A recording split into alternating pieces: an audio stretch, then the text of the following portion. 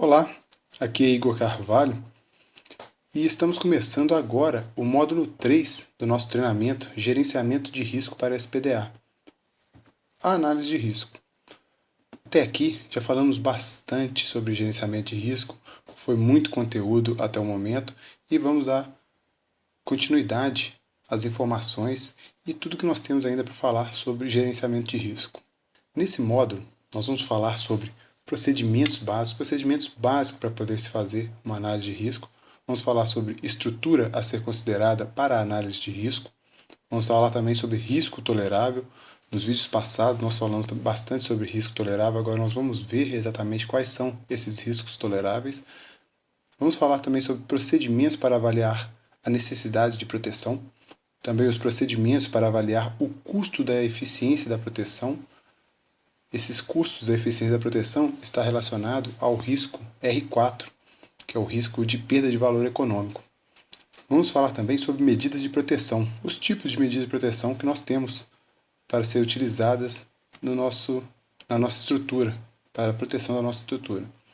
Vamos falar sobre seleção das medidas de proteção, como selecionar, quais os cuidados nós temos que ter ao selecionar uma medida de proteção. Nesse vídeo, nós vamos começar falando sobre procedimentos básicos. Procedimentos básicos. Esses são os procedimentos básicos para começar a fazer uma análise de risco. O que você precisa fazer para elaborar a sua análise de risco?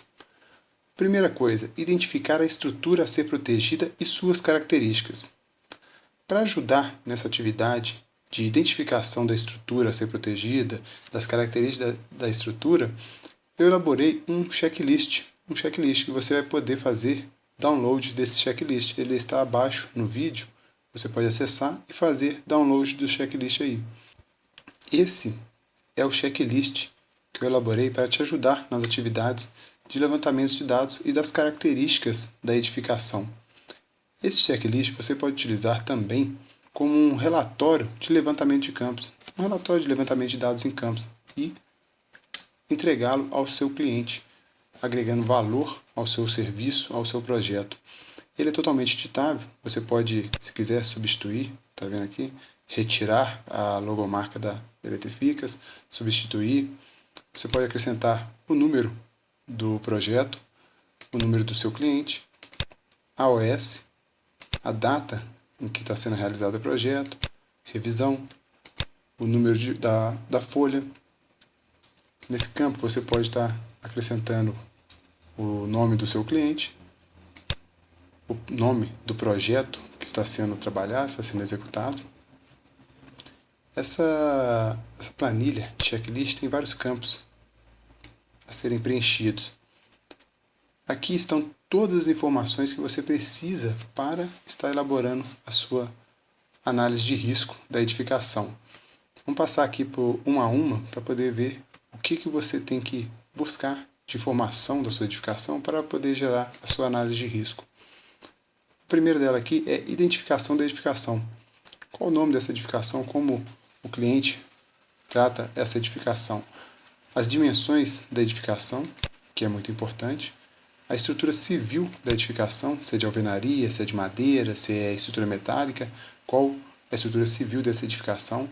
Outra coisa importante é você verificar o tipo de cobertura, se ela tem cobertura metálica, uma cobertura, uma laje, uma cobertura de alvenaria, uma cobertura de madeira, qual o tipo de cobertura que tem a sua edificação, os tipos de coluna, são colunas metálicas, colunas de alvenaria, quais são essas colunas, o tipo de ocupação, para que serve essa edificação, qual o tipo de atividade que tem essa edificação, é um escritório, é um armazém, é um depósito, qual o tipo de atividade que você tem nessa edificação, para você identificar o tipo de ocupação. Outra coisa importante é se a edificação já possui SPDA. Se sim, você pode selecionar aqui, se não, seleciona aqui, e qual a classe de SPDA. Procurar sempre buscar essa informação, qual a classe do SPDA, caso já exista um SPDA instalado.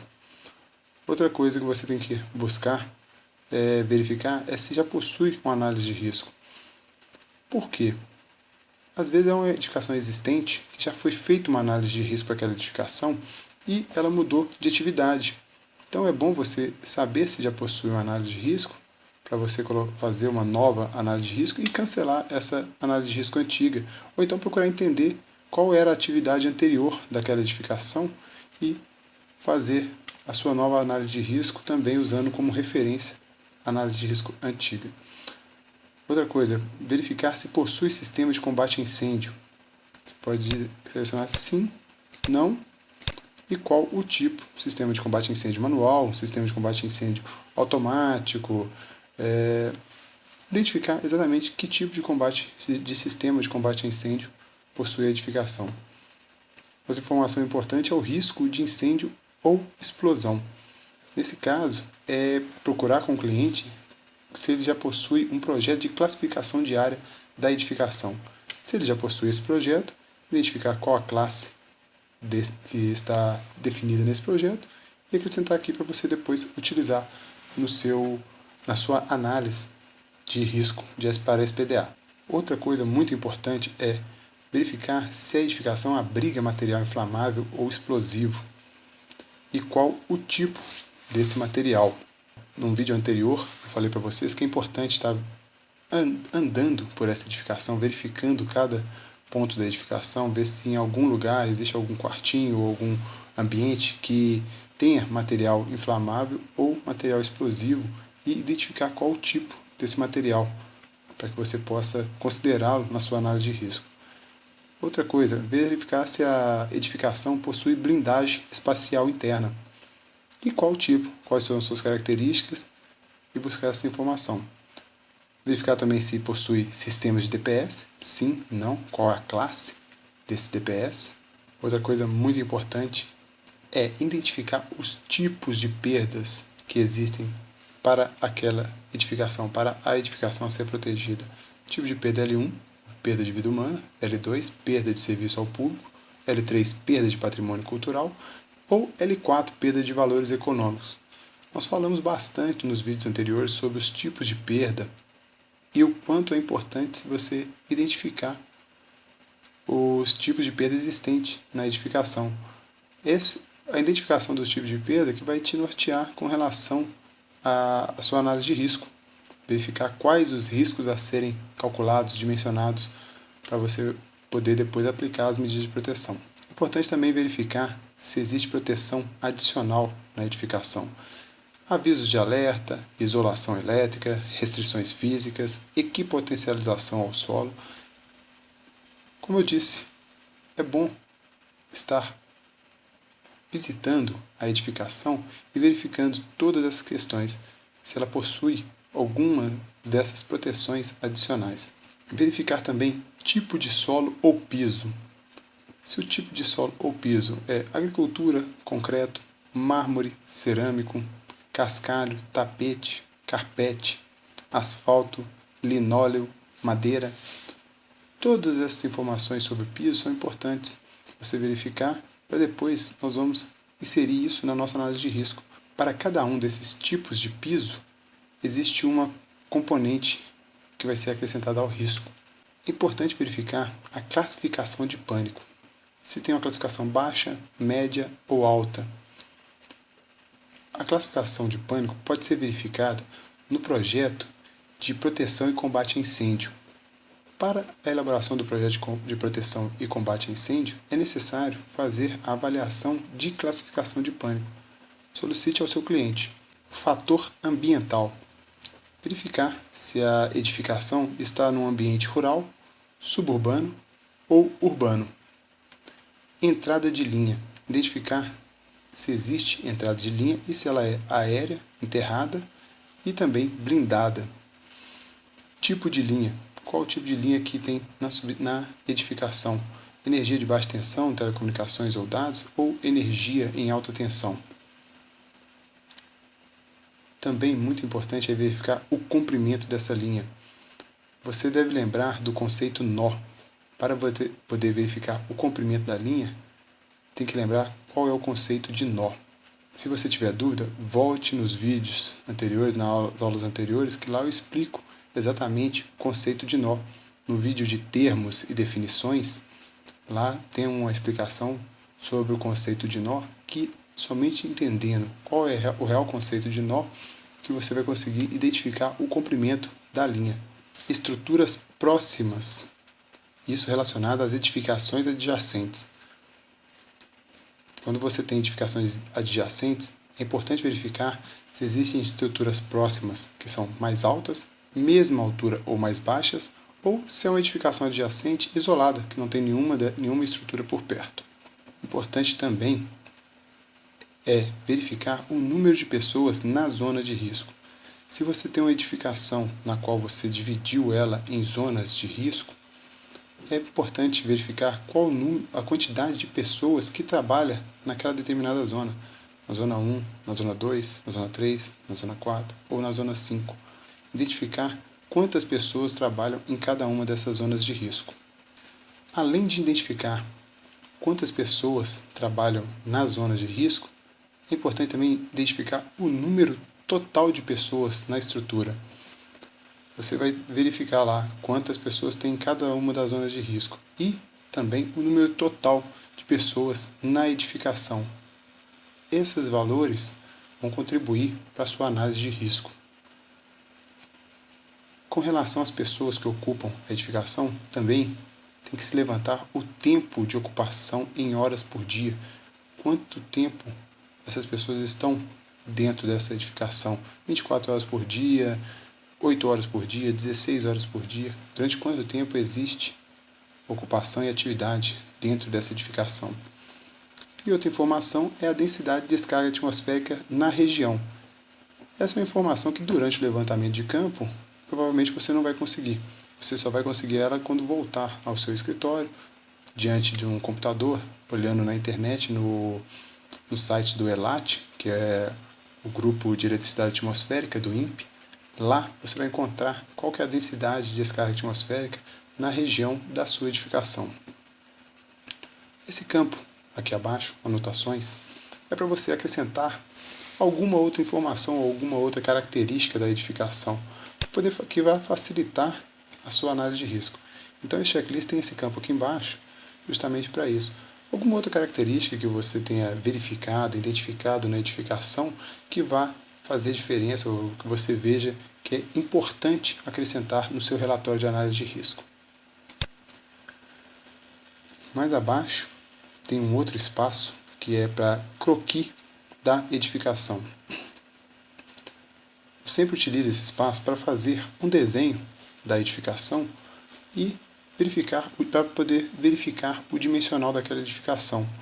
Outra coisa importante nesse croquis é você colocar a linha de entrada, as linhas que estão conectadas na edificação. Fazer o desenho, um croquis dessa linha, identificando qual a distância e a edificação adjacente, se existe ou não uma edificação adjacente e qual as dimensões dessa edificação adjacente.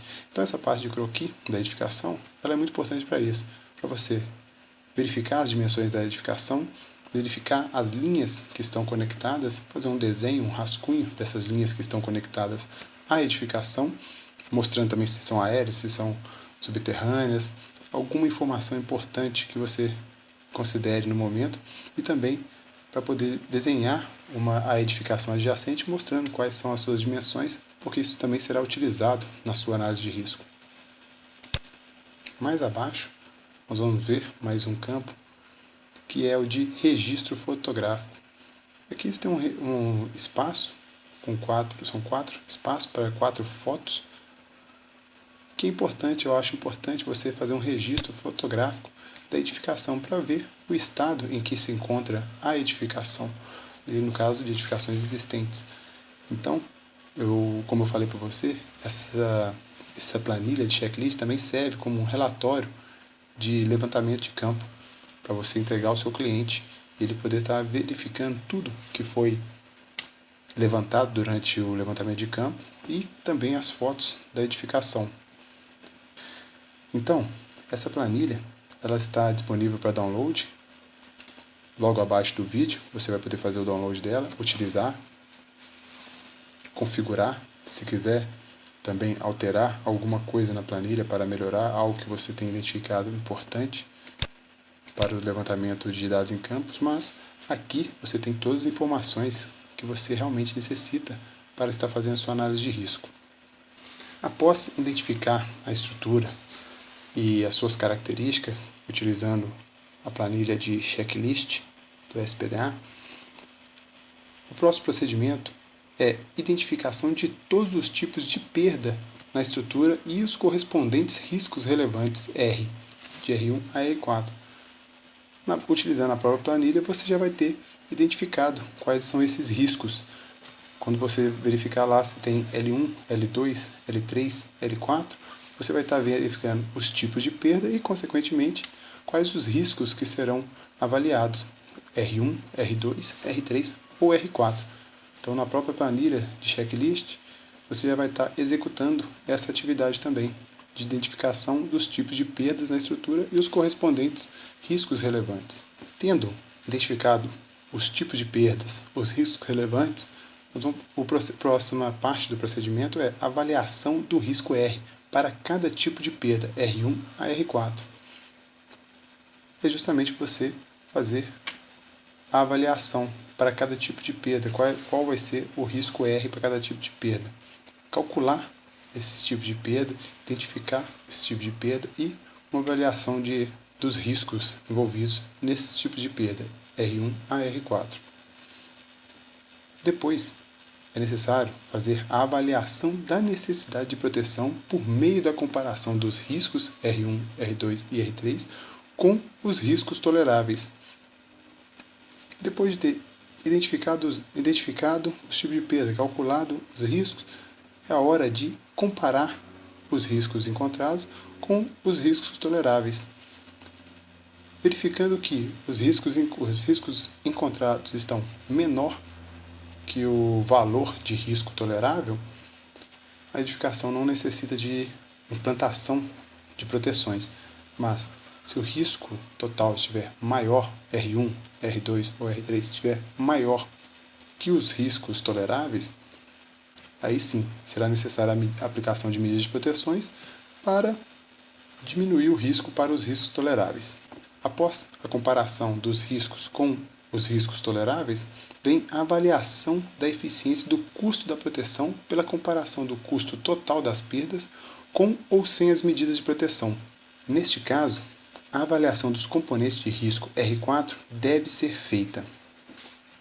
Aqui em cima, na avaliação da necessidade de proteção, falei para você sobre a comparação dos riscos R1, R2 e R3 com os riscos toleráveis. Para R1, R2 e R3 existem riscos toleráveis pré-definidos. Para R4 não existe um risco tolerável pré-definido. Em princípio, para a perda de valor econômico, L4, a rotina a ser seguida é a comparação do custo-benefício dada no anexo D da norma 5419, caderno 2.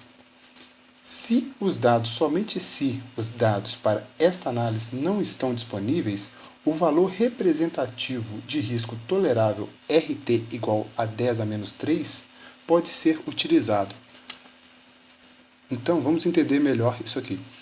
Existem riscos pré-definidos, riscos toleráveis pré-definidos para R1, R2 e R3.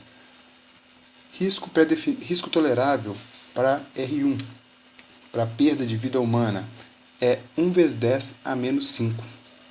Para R2, risco de perda de serviço ao público é 1 vezes 10 a menos 3. E para R3, que é o risco de perda de patrimônio cultural, é 1 vezes 10 a menos 4. Para R4, o procedimento correto a se fazer é uma análise de custo-benefício. Para você fazer essa análise de custo-benefício, você tem que ter em mãos os custos, os valores referentes àquela edificação. Os valores referentes à estrutura da edificação, ao conteúdo da edificação, a todas as perdas em caso de descarga atmosférica, qual o custo das perdas em caso de uma descarga atmosférica atingir aquela edificação. Tendo esses valores dos custos das perdas com e sem a aplicação das medidas de proteção, você vai fazer uma comparação para verificar o custo-benefício de aplicação das medidas de proteção naquela edificação. Esses são os procedimentos básicos para se realizar uma análise de risco. No próximo vídeo, nós vamos ver sobre a estrutura a ser considerada para a análise de risco. O que, numa estrutura, eu tenho que considerar para realizar a análise de risco.